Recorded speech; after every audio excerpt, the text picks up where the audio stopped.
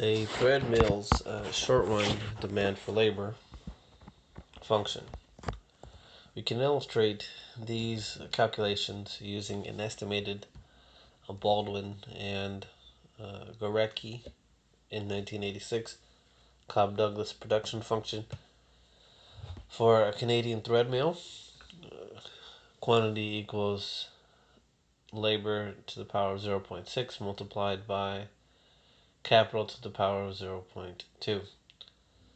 If in the short run the firm's capital is fixed at capital K bar equals 32 units, its short run production function is a quantity equals labor to the power of 0.6 multiplied by 32 to the power of 0.2, which equals 2 times labor to the power of 0.6. The firm's marginal product of labor is capital M, capital P, subscript capital L, equals the derivative of 2 times labor to the power of 0.6 with respect to labor, which equals 1.2 labor to the power of negative 0.4. As a result, equation 15.3 becomes capital M, capital R, capital P, subscript capital L equals 1.2 times price times labor to the power of negative 0.4 equals wage. W. Equation 15.4. If the firm faces a price of P equals $50 per unit and a wage of W equals $15 per hour, equation 15.4 becomes capital M, capital R, capital P, subscript capital L, which is the marginal revenue product of labor, equals 60 times labor to the power of negative 0.4 equals 15. So the firm should employ capital L labor equals 32 workers.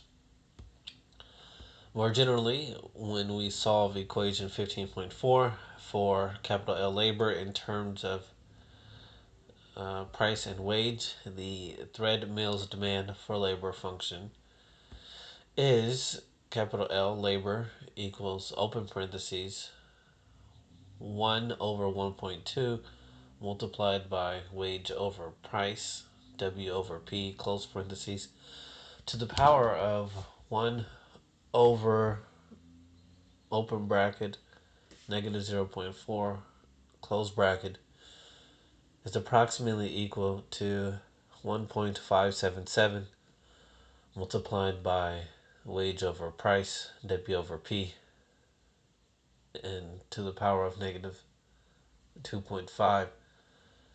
Equation 15.5.